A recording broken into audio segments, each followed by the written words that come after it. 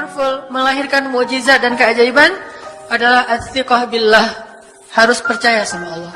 Bahwa Allah Subhanahu wa taala itu Maha Kuasa mengubah apapun yang Dia kehendaki.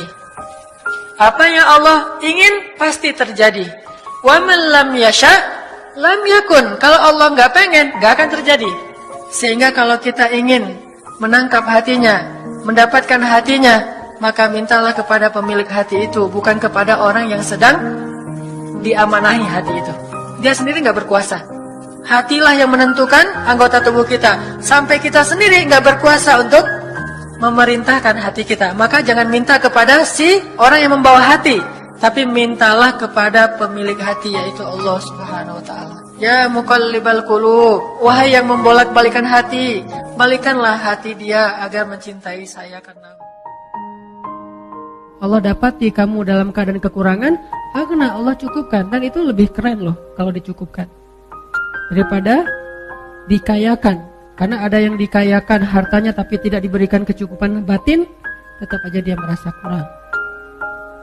Dan Allah simpan harta kita di sisi Allah, nanti pas kita butuh Allah kasih. Karena yang disimpan di sisi Allah lebih dahsyat, lebih kuat jaminannya. Allah gak pernah ingkar janji, Allah gak mempersulit kita, dimudahin kok. Buktinya apa?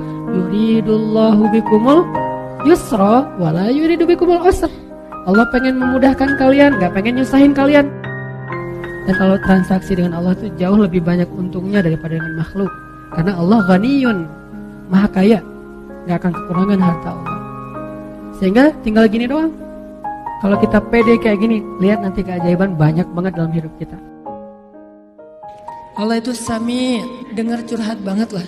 Allah dicurhatin, miliaran makhluk, semuanya curhat kepada Allah. Gak pernah Allah capek mendengar curhat kita. Lagian kadang-kadang kita yang dicurhatin ke Allah itu masalahnya itu juga belum selesai. Allah gak pernah bilang, belum selesai juga masalah yang kemarin. Kayak berlarut-larut kamu teh masalah gak beres-beres. Allah gak pernah ngomong kayak gitu kan. Tetap aja hambaku ada apa, Allah mendengar. Dan bukan cuma mendengar, Allah yang ngedatangin kita ke langit dunia setiap sepertiga malam. Terus Allah bertanya, hal min dihajah, ada gak di antara hambaku yang butuh sesuatu? Sini. Hal min taib, adakah di antara hambaku yang pengen taubat? Sini aku terima taubatnya. Hal min mustaghfir, adakah di antara hambaku yang pengen minta ampun? Sini aku ampuni dosanya. Allah datangin kita, Allah nawarin jasa kepada kita. Masih kita bilang juga Allah gak berjasa dalam hidup kita? Masih kita bilang kita gak butuh Allah Subhanahu wa ta'ala? Fabi ayyi ala'i rabbikuma tukadziban. Kalau kita gak jujur dengan lisan kita yang sesuai dengan hati kita, itu gak akan terjadi keajaiban dalam hidup kita. Inilah realitas dari hubungan kita dengan Allah. Makanya Allah sering bilang ke kita seolah-olah, kok gitu? Barusan kamu bilang hasbiyallah, cukup bagi saya Allah. Tapi kok gak cukup kalimat Allah itu menggetarkan hati? Padahal kalau orang bilang hasbiyallah, cukup bagi saya Allah, pas disebut nama Allah, udah selesai masalah dia gitu. Contoh, ada musibah, terus temannya bilang, tenang, ntar Allah ganti dengan yang lebih baik. Kan disebutkan nama Allah, tenang, ntar Allah ganti dengan yang lebih baik. Oh ini ada doa nih, wakhluf li khairam minha, ya Allah beri saya ganti yang lebih baik. Apakah kata-kata ini cukup buat kita sehingga kita tenang? Sehingga kita tidak lagi terus-terusan dalam keputusasaan terhadap musibah-musibah yang kita hadapi? Kalau enggak, berarti kita gombal mengatakan hasbi. Kita mau menjadi seorang hamba yang biasa-biasa aja, yang standar, atau mau menjadi hamba yang istimewa di mata Allah. Dan kalau kita pengen menjadi istimewa, belajar mendapatkan cinta. Salah satunya dengan meminta kepada Allah. Karena cinta adalah hadiah dari Allah. Minta, ya Allah, ya Wadud, ya Allah yang maha cinta, beri saya cinta kepadamu, kepada Rasulmu, melebihi cinta saya kepada diri saya dan apapun juga. Minta kepada Allah, Allah tanamkan cinta itu pelan-pelan di dalam hati kita. Nanti kita akan ngerasain iman itu manis rasanya, beramal soleh itu indah. Sebagaimana yang sebagian sudah kita rasakan sekarang, seperti mencari ilmu itu indah. Ilmu itu pernah jatuh cinta banget, jatuh cinta berat, pasti tahu banget gimana rasanya ketika ada seseorang yang menyebutkan nama orang yang dia cintai. Pasti berubah suasana perasaannya, hatinya, ekspresi wajahnya, itu pasti. Makin bertambah rasa cinta itu kita makin kuat kesabarannya. Makin bertambah rasa cinta itu kita makin bermanfaat buat orang banyak. Makin bertambah rasa cinta itu kita makin berani berkorban. Selama tidak melanggar syariat, ekspresikan cinta kita dengan cara-cara yang baik, dengan cara yang diajarkan oleh Rasulullah atau yang diajarkan di dalam syariat Islam kita.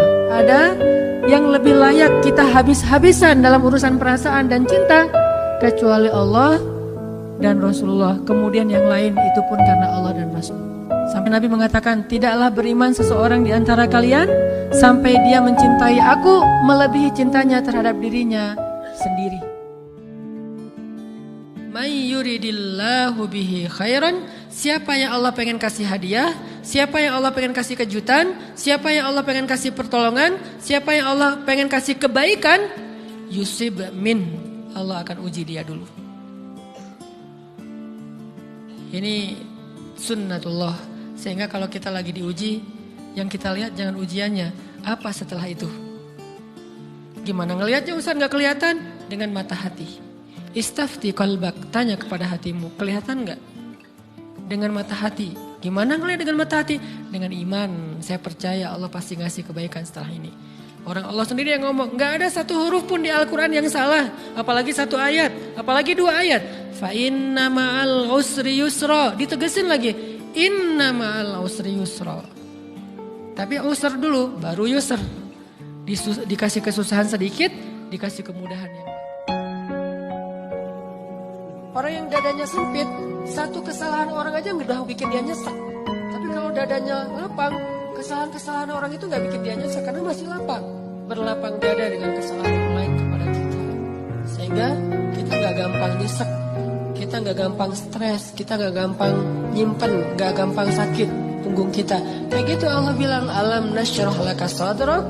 Kalau udah lapang dada, wa wada'na anka wizrak, kami turunkan beban-beban kamu. Alladzi anqadha dhahrak, yang memberatkan punggungmu. Caranya gimana? Husnuzon salah satu yang paling penting. Kadang-kadang bukan karena kita pengen dipuji orang, tapi kita nggak rela diremehin orang, itu yang bikin kita riak kan? Bukan karena kita pengen dieluk-elukan, dipuji, dapat banyak like, dipuja-puja, bukan itu. Itu kita masih kadang-kadang bisa ngerem, tapi kita nggak sanggup bertahan, nggak bisa sabar kalau diremehin orang. Akhirnya kita bocorin juga kebaikan kita. Habis. Diremehin suami, diremehin pasangan, diremehin orang tua, diremehin mertua, diremehin teman-teman, segala macam, diremehin tetangga. Kita bukan pengen dipuji dan dipuja oleh orang lain, tapi kita nggak tahan kalau diremehin. Keluar juga tuh. Siapa yang selama ini yang melakukan ini? Siapa yang bantu kamu? Siapa? Keluar semua. Satu persatu yang kita sebutkan, satu persatu berguguran dan tidak ada nilainya di mata Allah. Sabarkah kita ketika diremehkan oleh orang lain untuk tetap menjaga rahasia amal kita antara kita berdua aja dengan Allah? Itulah ujian ikhlas.